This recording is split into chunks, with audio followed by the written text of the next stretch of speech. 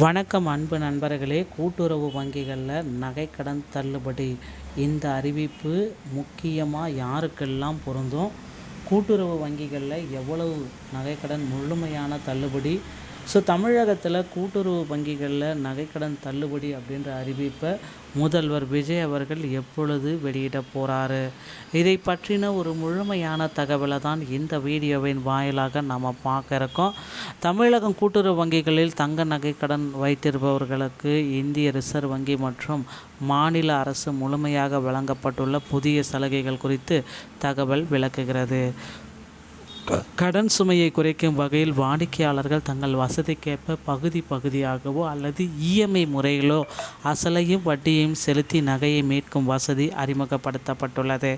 ஓராண்டு கால அவகாசத்திற்குள் கடனை திருப்ப செலுத்த முடியாதவர்கள் வட்டி தொகையை மட்டும் செலுத்தி நகையை மறுமதிப்பீடு செய்து புதிய கடனாக மாற்றிக்கொள்ளும் வாய்ப்பும் இதில் வழங்கப்படுகிறது. தனியார் வங்கிகளில் ஏல நடவடிக்கை விரைவாக மேற்கொள்ளப்படும் சூழலில் கூட்டுறவு வங்கிகள் ஏலத்தை தவிர்க்கவும் எளிய முறையில் நகை கடனை மீட்கவும் முன்னுரிமை அளிக்கப்படுகிறது. திட்டங்கள் நடுத்தர வர்க்கத்தினருக்கு பெரும் உதவியாக இருப்பதோடு கூட்டுறவு வங்கிகளின் மீதான நம்பிக்கையை மேலும் வலுப்படுத்துகிறது.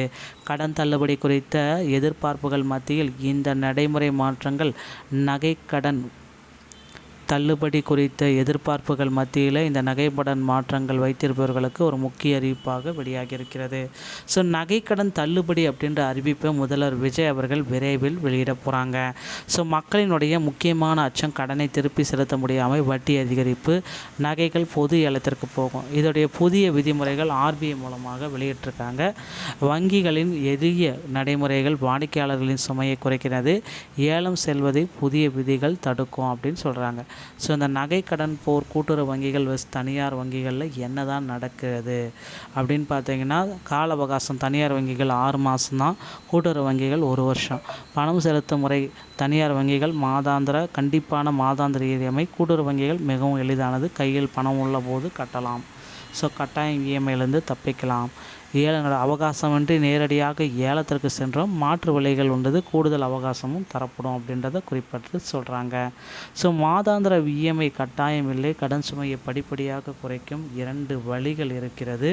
இஎம்ஐ விருப்பப்பட்டால் தனியார் வங்கிகளைப் போல மாதம் குறிப்பிட்ட தொகையை தவணையாக செலுத்தவும் முடியும். ஒரே தவணை 1 வருடம் முடியும் பொழுது அசல் வட்டி சேர்த்து ஒரே தவணையாக கட்டுவது. பகுதி நேர கையில் பணம் கிடைக்கும் போதெல்லாம் பகுதியாக அசலையும் வட்டியையும் கட்டி கடன் சுமையை குறைக்கலாம். முழு தொகையும் செலுத்த 1 வருட காலத்தை. இந்த மாதிரி மாற்றி கையில் இருக்கும் எப்பப்பெல்லாம் பணம் இருக்கோ அப்போல்லாம் நீங்கள் கட்டி உங்களுடைய தவணையை குறைச்சிக்கலாம். 1 வருடம் முழுவதும் பணம் முழு இல்லையா கவலையே வேண்டாம். புதிய கடன் தொடக்கம். அதே நகைக்கு புதிய கடன் தொடங்கப்படும், ஏலம் தவிர்க்கப்படும்.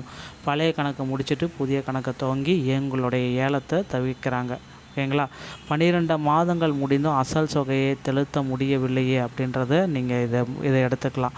கால வரம்பை கடன் பெறும் பொழுதே கால வரம்பு 6 மாதமா அல்லது 1 வருடமா என்பதை தெளிவாக கேட்டு அறியவும்.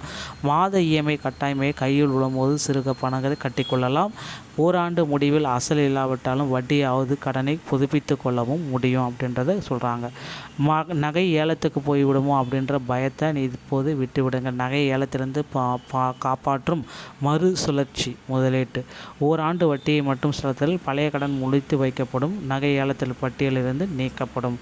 அசலை கட்ட முடியாவிட்டால் 1 வருடத்திற்கான வட்டி தொகையை மட்டும் முழுமையாக கணக்கிட்டு வங்கியில் பில் செலுத்தினாலே போதும். உங்களுக்கு நகை